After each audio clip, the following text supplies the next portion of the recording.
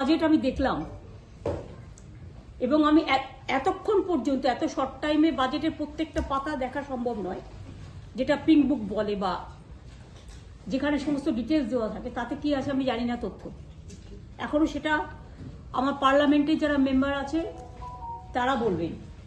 এবং আমি যতদূর জানি তৃণমূল কংগ্রেসের বাজেট স্পিচ ওপেন করবে অভিষেক বন্দ্যোপাধ্যায়। আমি এখনো পর্যন্ত আপনাদের কাছ থেকে শুনে থ্রু মিডিয়া, প্রেস এবং নানা লোকের কাছ থেকে শুনে ক্লারিফিকেশন নিয়ে আমি এটুকু জানতে পারলাম, বাংলাকে সম্পূর্ণভাবে বঞ্চিত করা হয়েছে। বাংলা কারো দয়া চায় না, কিন্তু বাংলার সম্মান যদি বিঘ্নিত হয় বাংলার মানুষ কিন্তু তখন গর্জন করবে, ছেড়ে কথা বলবে না। দেখিনি একটা সরকার শেয়ারের টাকা দিয়ে শেয়ার স্ক্যাম করে আর আর্থিক প্যাকেজ করে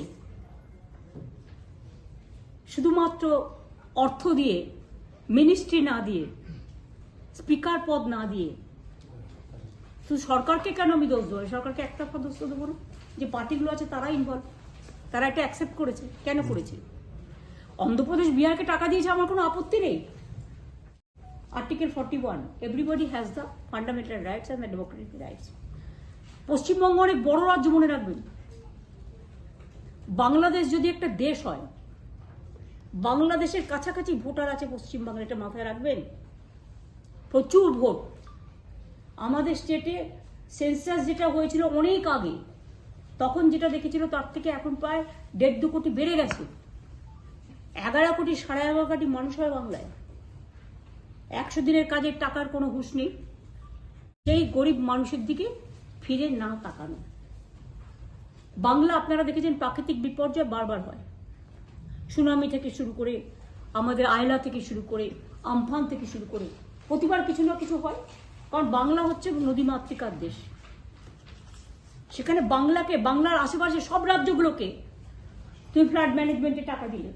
একমাত্র স্টেট বাংলা কি অপরাধ করলো যে বাংলাকে তুমি একা করে দিলে? বাংলা একা করলেও মনে রাখবেন, এই সরকার বাংলার অধিকার বঞ্চিত করার চেষ্টা করলেও 3 কোটি বাড়ি দেওয়া হবে। কাকে দেওয়া হবে? সেই রত্ন ভাণ্ডারটা কিন্তু খোলা হয়নি। আমি চাই মেয়েরা সোনার উপর পড়ুক, কিন্তু সাধারণ ঘরের মেয়েদের জন্য তো নয়। ফুডের ওপরে সাবসিডি দেওয়া হয়নি, কিন্তু গোল্ড আর সিলভারের ওপরে সাবসিডি দেওয়া হয়েছে। আগের বারে আপনারা দেখেছিলেন জিরের ওপর ট্যাক্স ছিল, কিন্তু হীরের ওপর ট্যাক্স ছিল না। অর্থাৎ যেগুলো ওনাদের পছন্দ ওনারা করে খাওয়ার সুযোগ পাবে। যার অনেক আছে সে অনেককে আরো অনেক পাইয়ে দেওয়া।